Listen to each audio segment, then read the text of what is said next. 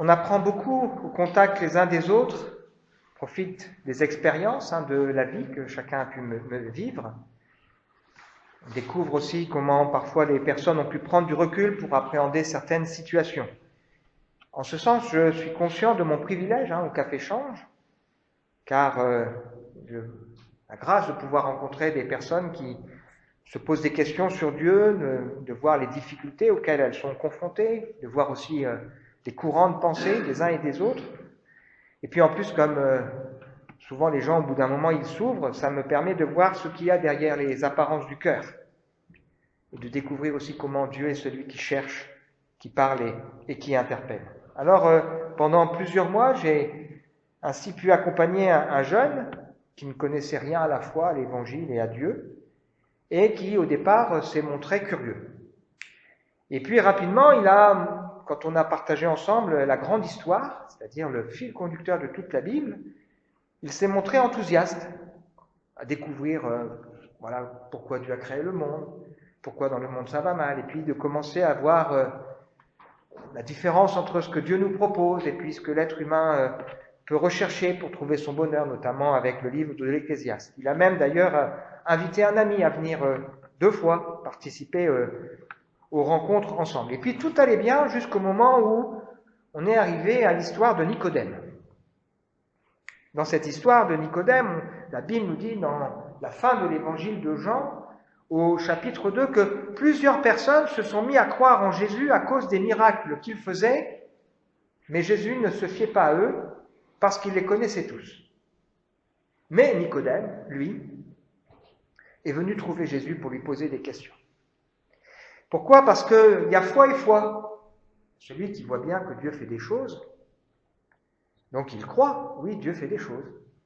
Et puis il y a celui qui comprend que derrière ce que Dieu fait, il y a Dieu qui veut se révéler, qui veut parler, et qui veut en comprendre davantage. Donc on discute ensemble de l'histoire de Nicodème, et dans cette histoire de Nicodème, on voit un homme qui connaît des choses sur Dieu et qui a besoin de découvrir Dieu, et de passer par une expérience qu'on appelle la nouvelle naissance. Et là, ce jeune me dit, je ne m'attendais pas à ce qu'on évoque ces sujets-là. J'ai l'impression que ça va trop loin. Je ne suis pas prêt. C'est quand même spécial, ce truc. Et l'image qui m'est venue en discutant avec lui, c'est qu'au départ, on était comme assis tous les deux en train de regarder un film qui passe devant nous. La création du monde, pourquoi ça va mal, la proposition de Dieu, la proposition des hommes, Dieu qui choisit un homme, un peuple. Et là, on arrive dans le vif du sujet où l'évangile, c'est pas simplement une histoire. Mais l'évangile, c'est quelque chose qui nous amène à réfléchir et à être touchés. Et parfois, on se dit, mais non, là, quand même, ça va un peu loin. Est-ce que ce matin, nous sommes prêts à demander au Seigneur de toucher notre cœur ? Pas à nous dire des choses sur Dieu, mais est-ce que nous sommes prêts à avoir l'attitude qu'a eu Corneille dans le livre des Actes, où il fait venir Pierre en disant « Nous sommes devant Dieu et nous voulons écouter ce que le Seigneur t'a ordonné de nous dire. » Sous-entendu, est-ce que nous sommes prêts à ouvrir notre cœur pour que le Seigneur puisse nous toucher, nous reprendre peut-être, changer des choses dans nos vies ? J'ai envie de nous poser cette question aux uns et aux autres. Est-ce que l'Évangile a changé des choses dans notre vie récemment ? Est-ce que l'Évangile nous a interpellés ? Est-ce que la lecture de la parole, la présence de Dieu nous a fait réfléchir et nous a montré des choses que Dieu veut bouger dans nos cœurs ? La semaine dernière, j'étais à Delle. Il y a un frère qui, à l'issue des conférences, a donné un chèque de 1 000 € pour le projet d'église. Et j'avais quelques jugements sur ce frère. Il m'a donné ce chèque pour l'église, les larmes aux yeux. Le Seigneur m'a parlé, m'a repris dans mon cœur. Parfois, on a trop tendance à juger trop vite. Et ça m'a fait réfléchir. Ce qui m'amène au titre de ce matin, le film tu cliques s'il te plaît, qui est « Quand l'impossible devient miraculeusement possible ». Quand l'impossible devient miraculeusement possible. Je crois que dans ce titre, il y a le résumé de tout le message de l'Évangile. Pourquoi ? Parce que l'Évangile nous confronte à quelque chose, la sainteté de Dieu, qui nous dit que c'est impossible de nous approcher de lui. Mais ça devient possible à travers la vie de Jésus. L'Évangile nous confronte à des choses impossibles, la perfection de vie que Dieu exige de celui qui croit, qui devient un chemin possible par la grâce du Seigneur. Il y a souvent dans la découverte de l'Évangile au départ quelque chose de sympa. Dieu qui nous aime, qui nous entend et qui veut nous bénir. L'idée que c'est bien que les hommes et les femmes puissent vivre ensemble de manière paisible. Mais rapidement, quand on est confronté à l'Évangile, on va arriver en disant « oui, d'accord, mais pas toujours ». Comme par exemple le Seigneur nous parle du pardon, on est d'accord. C'est bien que les gens se pardonnent, mais quand nous sommes confrontés nous-mêmes à devoir pardonner à quelqu'un qui nous a offensés, ah ouais, mais oui, d'accord, mais là, tu comprends, il n'a pas demandé pardon, si et ça. Ou quand on est confronté à le Seigneur qui nous invite à réfléchir à notre intégrité, à notre engagement, on va dire, oui, d'accord, mais tu comprends, dans certaines circonstances, quand même, c'est un peu plus compliqué, là. En 2023. Quand je pense à ce titre, je pense à l'histoire du jeune homme riche qui vient trouver Jésus et qui lui pose cette question, que dois-je faire pour avoir la vie éternelle ? Et Jésus qui le renvoie au commandement. Puis ensuite, qui me pointe dans son cœur un problème profond. Cet homme, il a du mal à donner aux pauvres. Il dit, vends tout ce que tu as, donne-le aux pauvres. Oh non, mais là, oui, d'accord, les commandements de Dieu. Mais là, quand même, ça va trop fort. Et c'est ce qui amène les disciples complètement décontenancés à se tourner vers Jésus en disant, mais alors qui peut être sauvé ? Et Jésus de répondre à ses disciples, c'est impossible. Mais c'est possible à Dieu. Et donc on a besoin de réaliser que l'Évangile, c'est un message qui nous confronte à l'impossible, qui devient possible si on laisse le Seigneur travailler et faire notre cœur. On voit bien que quand Pierre découvre et confesse que Jésus est le Christ et que juste après Jésus lui dit je vais mourir, il dit non, pas d'accord.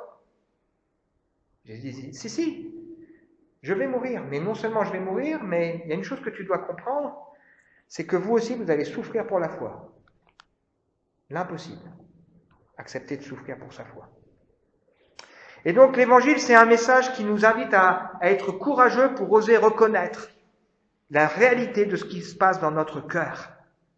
C'est pour ça que Jésus débute ce sermon sur la montagne en disant « Heureux ceux qui sont pauvres, qui reconnaissent que dans leur vie, il leur manque des choses et qui ne peuvent pas se les acheter, qu'ils ont besoin de la grâce de Dieu. Heureux celui qui pleure, qui reconnaît la misère de sa vie, celui qui se laisse, qui a faim et soif de plus. » Donc c'est un message qui place la barre très haut, mais qui devient possible par la grâce du Seigneur. Et il y a souvent dans l'Évangile un pont, Dieu qui vient nous chercher là où on est, et puis après il y a le mur de la croix. Est-ce que je vais laisser la croix faire son œuvre dans ma vie ? C'est pas pour rien que tout à l'heure on a lu Jean 15. Jésus qui dit à ses disciples que Dieu est un vigneron qui travaille sa vigne et qui va couper des choses, émonder des choses dans notre cœur.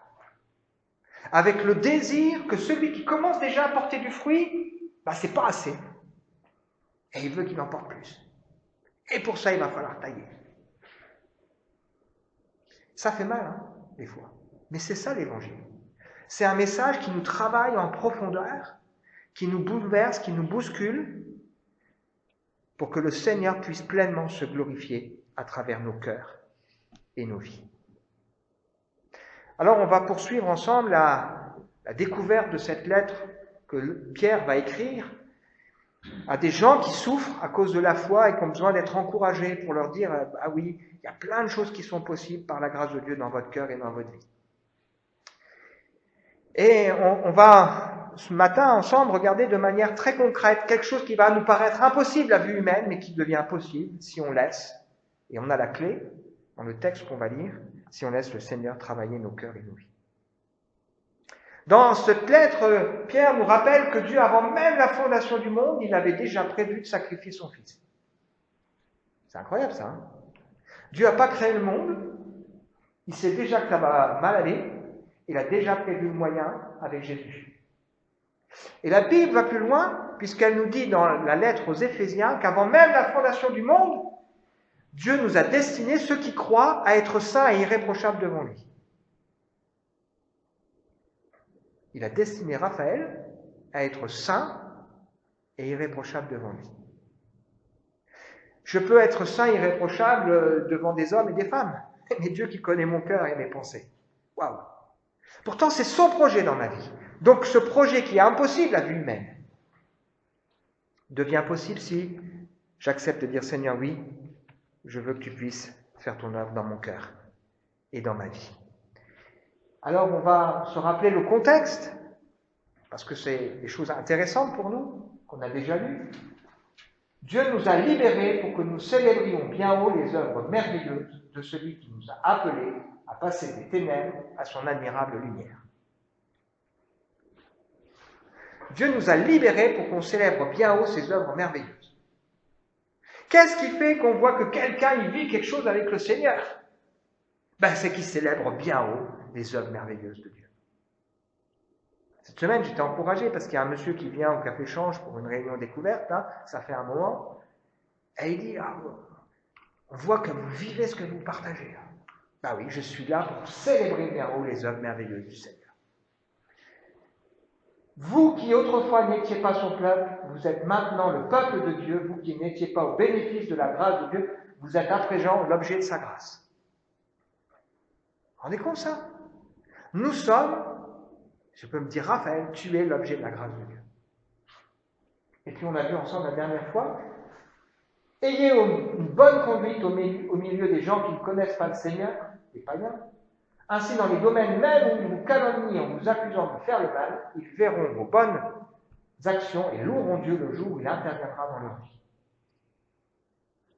Notre objectif, c'est de veiller à notre vie pour que les gens, quand ils nous voient, peut-être ils vont se moquer en disant « t'es décalé, toi », sur certains points.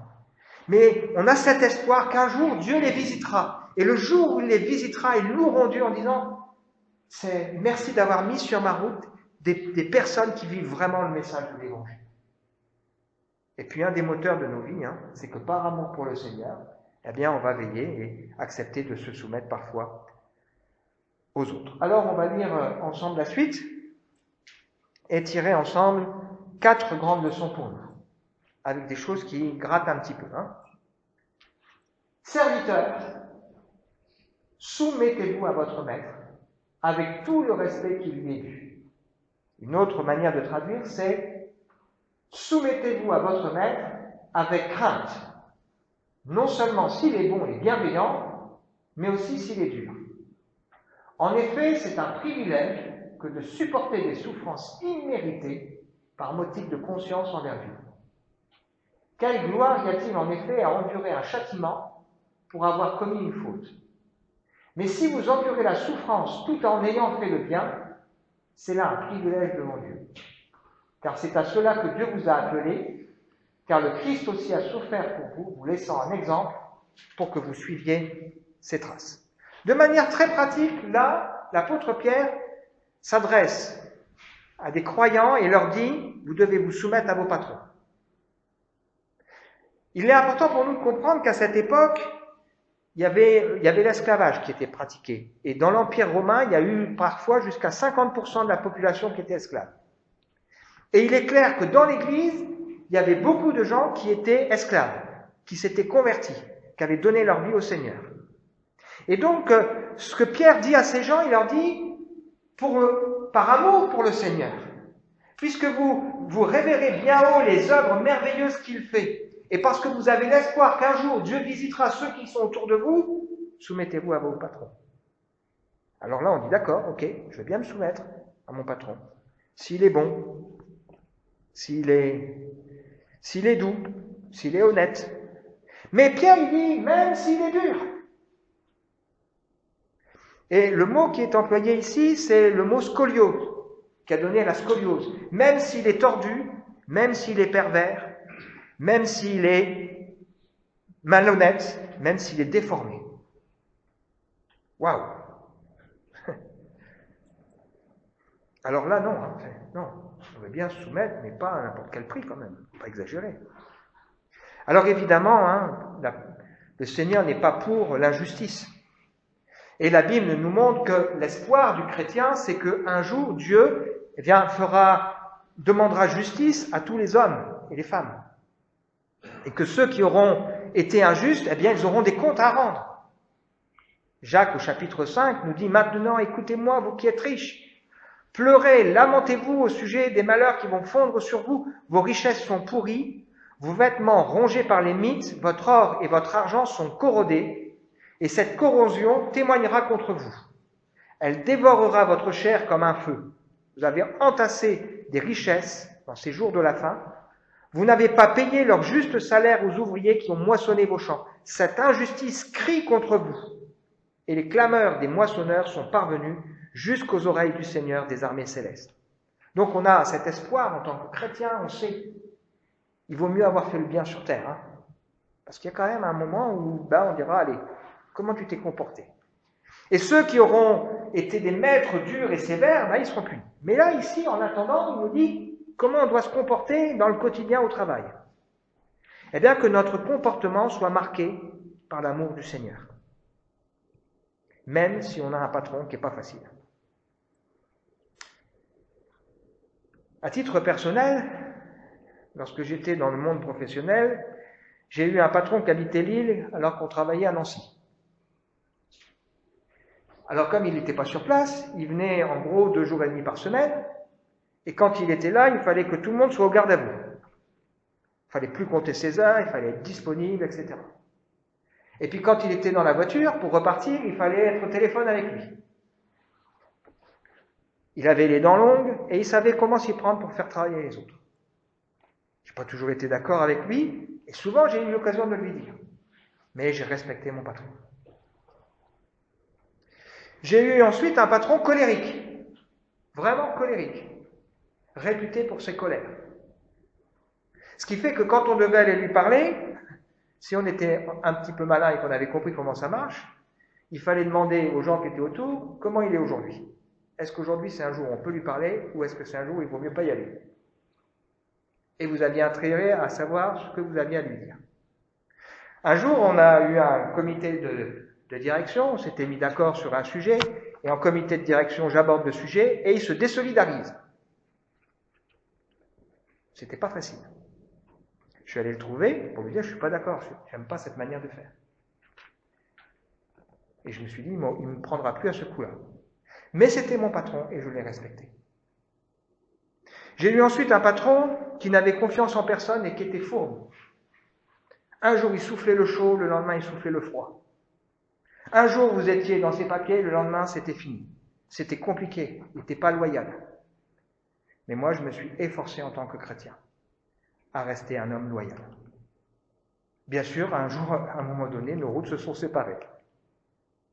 Mais j'ai laissé un bon témoignage d'un homme honnête qui travaille bien pour l'entreprise dans laquelle il se trouve. Pourquoi? Parce qu'on vise quelque chose de plus grand. C'est le deuxième point.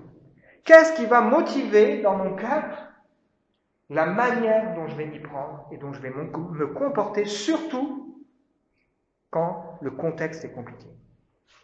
C'est pour ça que j'ai mis cette traduction qui me paraît plus fidèle au texte, par crainte. Pourquoi le mot crainte est sans doute plus fidèle au texte? Parce que dans l'idée de la crainte, c'est la crainte de Dieu là dont il est question.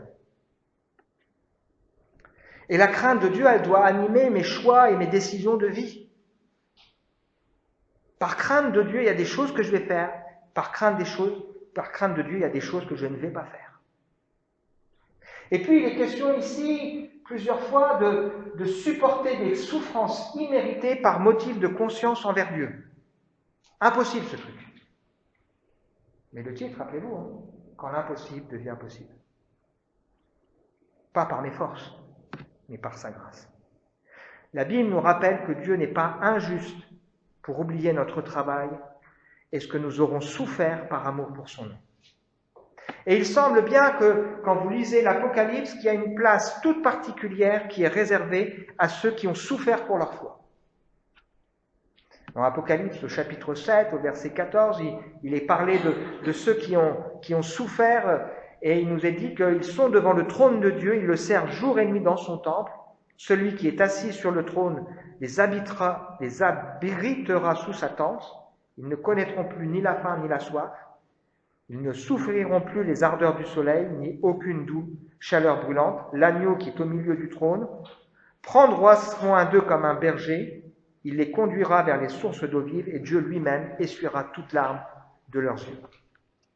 Il y a une promesse particulière pour ceux qui souffrent, parce qu'ils sont traités de manière injuste. Lorsqu'il y a cette histoire du mauvais riche et du pauvre Lazare, il y a cette histoire où Jésus dit « Lazare, maintenant, il est consolé par le Seigneur. » Donc, qu'est-ce qui va motiver ma manière de réagir ? La crainte de Dieu, par motif de conscience, parce que je veux suivre les traces du Seigneur. Et la Bible va même plus loin, elle nous dit que c'est un privilège. C'est fou, l'Évangile. Elle nous dit que c'est un privilège de supporter, par motif de conscience, des choses difficiles. Waouh! Oui, d'accord, je me soumets s'il est bon, s'il est honnête, mais quand même, là, c'est un peu fort, ça. Eh bien, ce qui va nous éclairer, c'est la suite. C'est l'exemple de Jésus. On relit peut-être ce qui est écrit ici. Christ a souffert pour vous, vous laissant un exemple pour que vous suiviez ses traces. Il n'a commis aucun péché. Ses lèvres n'ont jamais prononcé de mensonge. Injurié, il ne ripostait pas à l'injure ou par l'injure. Quand on le faisait souffrir, il ne formulait aucune menace, mais remettait sa cause entre les mains du juste juge. Il a pris nos péchés sur lui et les a portés dans son corps sur la croix, afin qu'étant mort, pour le péché, nous menions une vie juste. Oui, c'est par ces meurtrissures que vous avez été guéris, car vous étiez comme des brebis errantes, mais à présent vous êtes retournés vers le berger qui veille sur vous. Jeudi, on avait une réunion de prière des églises de l'association baptiste, une heure, et personne n'a apporté une petite méditation en parlant de l'approche de Pâques, pour dire qu'elle avait à cœur de se préparer en pensant à Pâques qui vient, et de se rappeler que Jésus s'est élevé en s'abaissant. Il s'est abaissé, prenant une forme de serviteur. Et le moment où Jésus a été le plus grand, c'est pas le moment où Jésus a fait des miracles, où il a marché sur l'eau, où il a multiplié les pains. C'est pas le moment où Jésus s'est opposé aux hommes religieux. Le moment où Jésus a été le plus grand, c'est au moment de la passion. Lorsqu'il a accepté, par amour pour nous, par crainte de Dieu, d'être rejeté, humilié, bafoué. Et il n'a pas souffert seulement quand il était sur la croix, mais tout ce qui précède, accusé injustement, il n'a rien dit. Plusieurs fois, Hérode a voulu qu'il parle, il n'a rien dit. Pilate a voulu qu'il parle, il n'a rien dit. On s'est moqué de lui, 2 fois, on lui a craché dessus, on l'a frappé, on l'a humilié en disant « Allez, dis-nous qui c'est qui te frappe ?» Il n'a rien dit. Il n'a commis aucun péché. Ses lèvres n'ont jamais prononcé de mensonge. Injurié, il ne ripostait pas par l'injure. Souvent, quand on vous injurie, qu'est-ce que vous avez envie de faire? Vous avez envie de dire, et toi? Oh. Et on a envie de répondre par l'injure. On va dire, c'est pas moi qui commence, mais lui il m'a dit alors. Mais Jésus, injurié. C'était terrible. Il n'a pas répondu par l'injure. Waouh. Il ne formulait aucune menace. Il aurait pu, en disant, mais attendez, vous allez voir quand Dieu va agir. Il aurait pu. Mais qu'est-ce qu'il a fait? Pardonne-leur. Ils ne savent pas ce qu'il faut. Vous avez un brigand sur la croix, alors que Jésus en a déjà pris plein la tête, c'est le cas de le dire. avec le chemin de croix, etc. Il est là sur la croix, vous avez encore un brigand qui l'injurie sur la croix.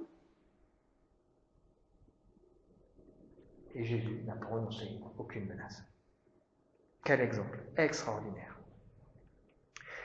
Et donc Jésus n'a pas caché que celui qui est le Christ, dès que Pierre l'a reconnu, il est appelé à souffrir, être rejeté des hommes et à mourir. Et juste quand il nous dit ça, il nous rappelle aussi que celui qui veut suivre le Seigneur, qu'il se charge de sa croix chaque jour et qu'il le suive. Et donc cette expression « à chacun sa croix », c'est pas dire « bon, la vie elle est faite de misère et d'épreuves », mais la croix dont il est question ici, ce sont des souffrances qu'on accepte parce qu'on veut marcher avec le Seigneur. Est-ce que ça me plaît? Non. Est-ce que ça a plu au Seigneur? Non, évidemment, on n'est pas fou. Mais c'est le chemin. Jésus va prononcer donc 2 fois cette idée de renoncer à nous-mêmes et de nous charger de sa croix. La première fois, c'est quand Pierre reconnaîtra tu es le Christ. Il ajoutera, la croix que c'est son chemin, mais il dira si c'est le chemin de tous ceux qui veulent le suivre. Et si un homme possède le monde entier, à quoi lui servirait-il s'il perd son âme? Et la deuxième fois, c'est quand il invitera à prendre position publiquement pour lui en disant que si on ne préfère pas le Seigneur à son père, à sa mère, il y a un problème. Et que celui qui voudra sauver sa vie la perdra, celui qui l'aura perdue à cause de moi la retrouvera. Il y a un prix. Mais c'est impossible, Seigneur. C'est impossible. C'est impossible tout ça. C'est possible. Pourquoi? Parce qu'à la fin, comme des brebis errantes, vous êtes retournés vers le berger qui veille sur vous. Qu'est-ce qui fait que l'impossible devienne possible? Déjà, c'est l'œuvre de Jésus qui nous assure de sa guérison. Par ses meurtrissures, vous avez été guéris. C'est de quelle guérison est-il question ici? Je crois qu'il y a la guérison physique. Je crois que Dieu guérit encore les malades. Même si ce n'est pas systématique. Mais sinon, à quoi ça sert de prier? Donc oui, je crois que Jésus guérit encore les malades. Mais il est question ici aussi de la guérison intérieure, dans nos cœurs et dans nos vies. Pas seulement du péché, mais aussi de toutes ces blessures, de toutes ces failles et de toutes ces détresses que nous pouvons avoir liées à notre histoire et à nos souffrances. Je regarde ma vie en arrière, je m'aperçois que depuis 2 ans, le Seigneur a guéri beaucoup de blessures. Il y en a peut-être encore qui doit guérir. On n'est peut-être pas toujours conscience, mais heureusement. Et donc, dans cette idée-là, il y a aussi l'idée c'est l'Éternel, mon berger, qui m'assure que je ne manquerai de rien, qu'il me conduit, même si je traverse la vallée de l'ombre de la mort. Et qu'est-ce qui va faire que nous savons que le Seigneur à qui nous avons confié notre vie, c'est bien le bon, c'est que c'est un bon berger. La différence, c'est que quand il y a l'épreuve, lui, il ne nous laisse pas tomber. Parce que l'ouvrier, quand il y a le loup qui arrive, il s'en va. Tandis que le bon berger, il connaît ses brebis, il veut qu'elles mènent une vie abondante, il se soucie d'elles et il va jusqu'à donner sa vie pour elles. Et donc, nous avons dans ce texte un rappel de ce que nous avons déjà vécu, mais sans doute aussi une invitation à le vivre encore. Il y a un rappel de ce qu'on appelle la conversion, le fait d'avoir fait demi-tour et de nous être retournés vers lui, d'être retournés vers le berger qui veille sur vous. Mais peut-être que ce matin, on a aussi besoin de retourner à nouveau vers le berger et de dire « Seigneur, prends soin de moi, j'ai besoin de toi dans ma vie et dans mon cœur. » L'évangile, c'est quelque chose d'impossible. Le salut est impossible. Mais par l'œuvre de Jésus, ça devient possible. C'est le projet de Dieu pour ma vie de me sanctifier. C'est impossible, mais qui devient possible si je reviens vers ce berger. C'est l'utilité entre les mains du Seigneur qui est impossible, mais qui devient possible si je me confie dans ce berger qui veille sur mon âme et qui me conduit, qui me dirige. Si, évidemment, je me laisse conduire et diriger. C'est mener une vie qui honore le Seigneur dans un monde marqué par le mal et le péché. C'est impossible à vue humaine. Oui, c'est vrai. Franchement, on est sollicité de toutes parts. C'est dur pour tout le monde. Et on a besoin de l'Église aussi pour ça. Mais ça devient possible si on revient vers le berger. Je m'abandonne. On a chanté tout à l'heure. Celui qui prend soin de nous. Conclusion pour nous. Quand l'impossible devient possible, ce n'est pas un appel à croire que Dieu nous suivra dans tout ce qu'on fait. Mais c'est un appel à le suivre et à se laisser façonner à son image. Le salut est impossible à l'homme, mais possible à Dieu. Pardonner, c'est impossible à l'homme. Il faut reconnaître que parfois il y a des situations où on se dit, mais c'est pas possible. Mais c'est possible. Par la grâce de Dieu. Vivre une vie conforme, c'est impossible, mais possible à Dieu. Et j'ai envie de dire, qui répondra ce matin à l'appel du berger? Puisque ce texte nous dit, on est retourné vers le berger qui veille sur nos âmes. Et je crois que ce matin, le Seigneur appelle à retourner vers le berger pour dire oui, comme une brebis, je veux écouter ta voix et me laisser conduire, dirigé par toi. Aide-moi, Seigneur. On veut prier. Seigneur, merci pour ce texte encore extraordinaire que tu nous laisses, où on veut se rappeler que Pierre, il a dit ça à des gens qui parfois étaient battus par leur patron. Et ce n'était pas facile à entendre. Mais tu nous rappelles que Jésus, lui, aussi a beaucoup souffert et qu'il peut nous comprendre. Et comme un bon berger, il veut qu'on revienne à lui. Et il veut veiller sur nos âmes. Merci parce que ce qui est impossible aux hommes est possible à Dieu. Seigneur, j'ai besoin de toi dans ma vie. J'ai besoin que ce soit toi qui me donne la force de vivre l'Évangile. Parce que sans toi, je ne peux rien faire. Et cette prière que je fais pour ma vie, je la fais pour chacun de nous ce matin. Je suis sûr, Seigneur, que tu parles au cœur et que tu montres dans nos cœurs et nos vies aux uns et aux autres des choses qui nous paraissent impossibles. Elles le sont à vue humaine, mais pas par nos forces, mais par ton esprit, Seigneur. L'impossible peut devenir possible. On veut revenir à toi, le bon berger, qui prend soin de nous et qui veille sur nous. Amen.